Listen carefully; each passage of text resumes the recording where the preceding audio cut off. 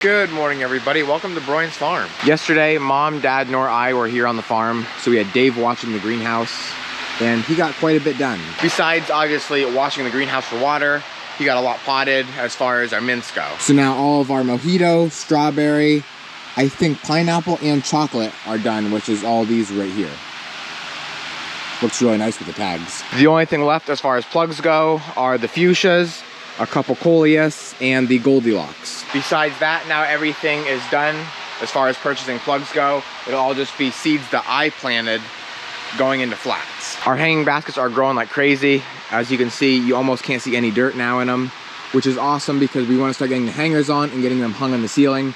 So I have a lot more room to space out these pots and get them on drippers. All of the seed geraniums that Sammy got planted in the pots are finally starting to take off. You can see an extra little leaf growing in each one of them.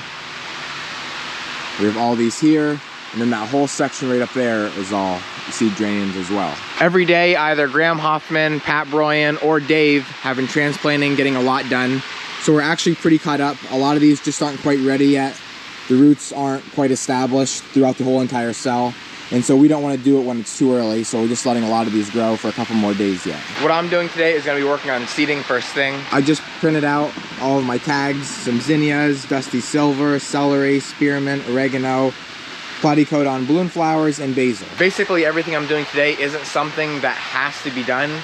It's kind of just all extras that I've noticed throughout the years we sell out of early on, and I wanted to make sure we have enough. In the seed room, there's obviously not much going on besides our peppers here on the right and tomatoes here on the left for the most part. Our tomatoes are finally coming up pretty good.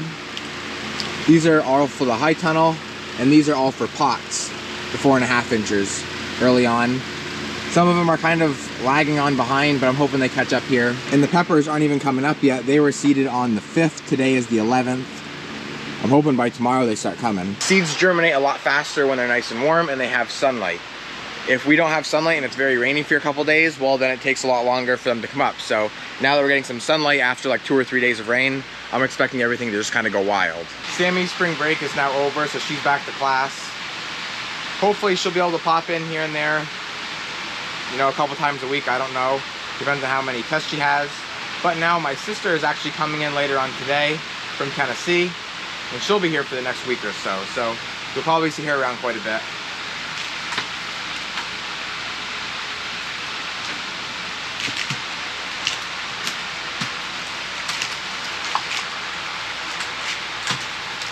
So I got a good start on the seeding. Got the dusty silver and the zinnias done.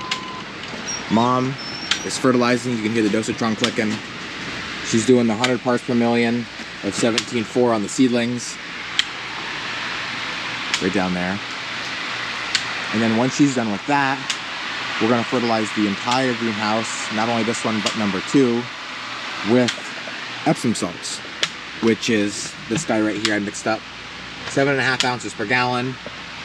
The injector rate of the dosatron is 1 to 100. Obviously it looks like there's nothing there, but that is 15 ounces for 2 gallons. Now again, like I said in my previous videos, that's what is going to keep our plants healthy in our greenhouses because of how our water is. That might not work for you, but we didn't do this last year, but we had a specialist come in, talk to us, and they said this would be a good thing to do once a month with just Epsom salts on everything.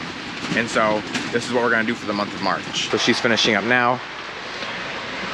Now, I think that's gonna drain back in. I think we should take this off because it's gonna drain and it's gonna turn the water blue. Unless you want it kind of blue. No, I don't. Oh, hold it. Okay, drain. Or for the most part anyway. Yeah. Okay, I'll put it back on. I want it back in here, right? Yep.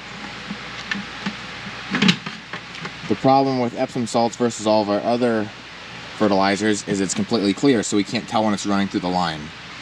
And so this time it's gonna work out good because she's already got blue fertilizer running through. And so once it's done, obviously the water's gonna come clear again, and then we'll know that the Epsom salts is working, or through the line.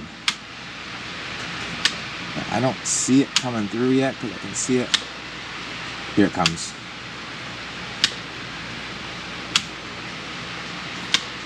So right now she's still fertilizing the seedlings, but that's because there's still fertilizer left in the line. Dace! So all the seedlings.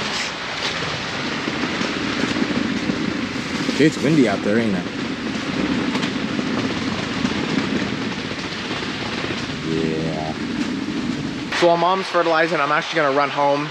That is sanitizing seeds, specifically like our peppers and tomatoes, mostly for the field, but some here for the greenhouse. And I wanna show you guys how that process works. So this is his setup. He's got his seeds over here. This is the hot water bath. And that just fell down in there. Everything's gotta be really clean.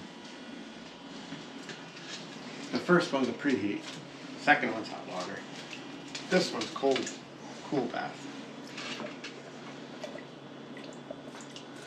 So in every one of these little canisters is seeds. And then I'll put them on paper plates labeled with whatever the variety is, on top paper towel so it dries out.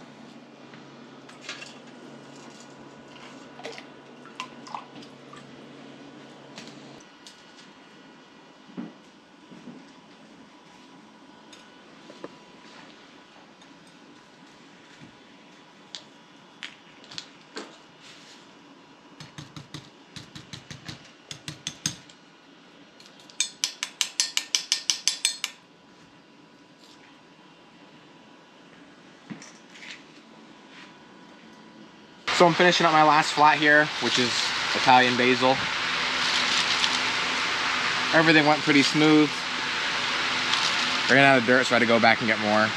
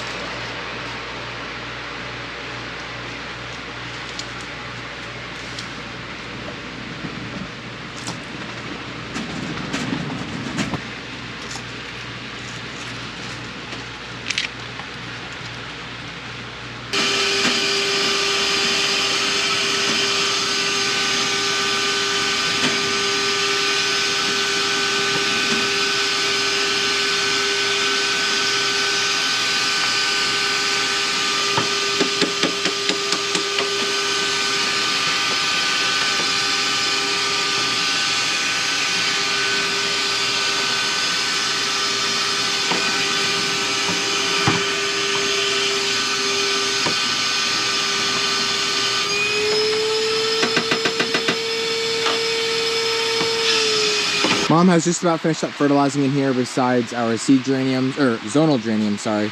Going up that side, she's gonna finish that up next. And then that'll be it for the Epsom salts for this month. Epsom salts really isn't gonna help anything grow. It's not really like that. It's not gonna put on leaves. It's not gonna make flowers. It's not gonna make it like, you know, just get taller. It's basically just to keep that plant nice and healthy. Over the past couple years, we've had some trouble with our plants kind of getting like a little bit of a yellowish tint to it.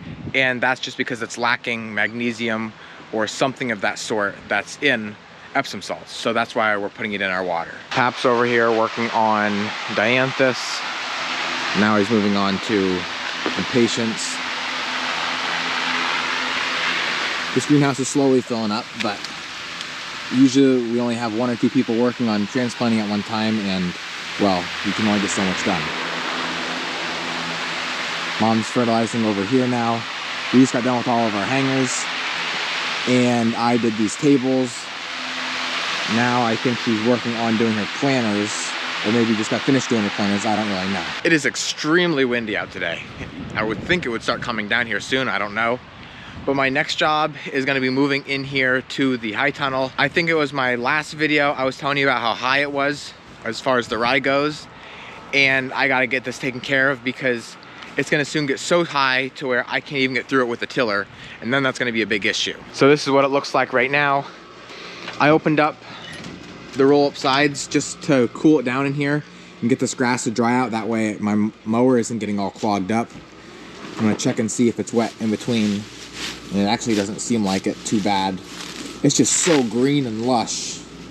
If we still had our horse Marie, she'd be loving life. It looks like the whole thing is just thick with rye. But once you get down into it, you can see that it's mostly just the rows where it's growing. And that's because we've been putting fertilizer and other nutrients in there to help the tomatoes grow. And that's why it's growing so thick there. Now, down here, I think the whole thing is really covered better, and that's because it laid wetter. But still, we'll see what happens. I really don't think the push mower is gonna get through this. and to weed whack it would be absolutely horrible. So I don't really know. We'll see what happens here. I hope the push mower works. Like over here, it's gonna be just fine. This is nice and short and not real thick. But out in here, like I said, it's 12, 16 inches and very green and lush, which is what we want. About 3 years ago, I think it was, when I first started my channel, we had the same exact issue, and it actually wasn't quite as bad as it is now. And what we did was we actually sprayed it, killed it dead, and then we tried to light it on fire, and well, that didn't work out very well either. So we're gonna try mowing it this time, and hopefully that turns out. To start out, I gotta get my drip lines out of the grass. We left them in last year when we cleaned everything, just in case we wanted to water it to help the rye grow, but obviously, as you can see, that wasn't really an issue.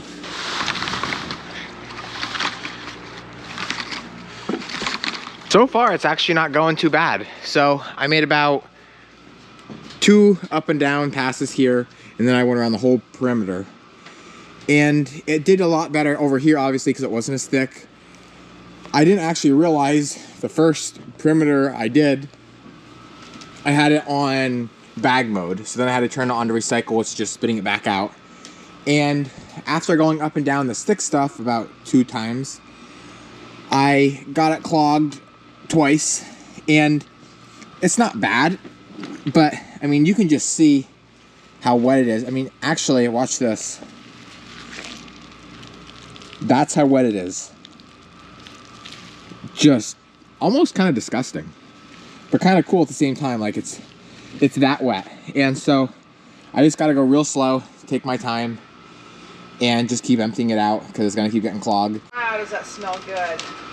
Well, I was just, well, look at this. Wow. That's how wet it is. I hear you keep dying. Yeah, it keeps getting a little bit clogged. Not bad. Can you raise it up any higher? I have it as high as it'll go. But yeah. Just take half a swath at a time or something. Yeah. Over here it's not so bad because it's not as thick, but over here it's very thick. Boy, does that smell good. It smells like springtime. Look at my hand. I'm like the Hulk. When it does a good job though, I mean, it really mulches it up nice.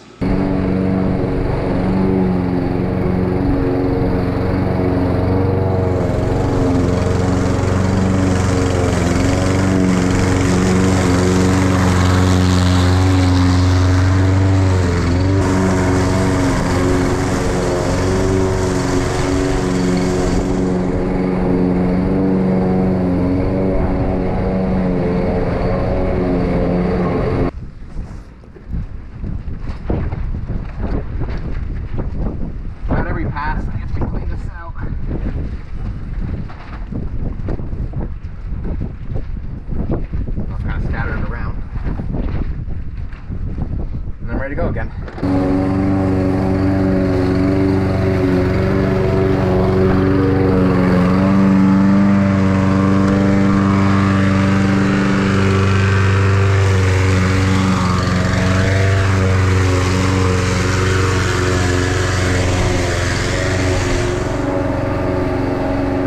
One thing I did want to say is that we used to have an old Craftsman push mower just like this, but obviously way older.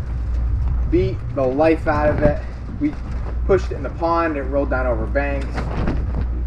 It goes through way worse than what a normal push mower should go through. And now this one has basically taken its place. Obviously, this is a little bit different than what the average push mower would go through. And so far, absolutely love it.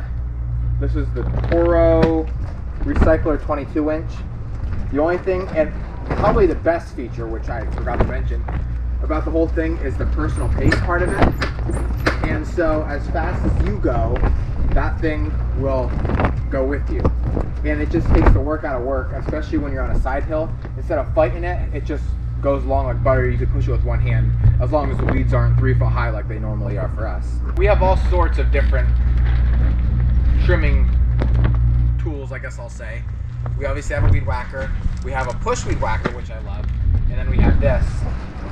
They all have their different jobs they're used for. I was debating bringing the push weed whacker into here because that wouldn't get clogged at all, but it's gonna fling stuff everywhere. I mean, it's so powerful, it's ridiculous. And so then our sides of everything are gonna be gunked up with wet grass, and I just didn't want that. So I chose to go with this. It might take me a little longer, but it's definitely better, I think, in the long run.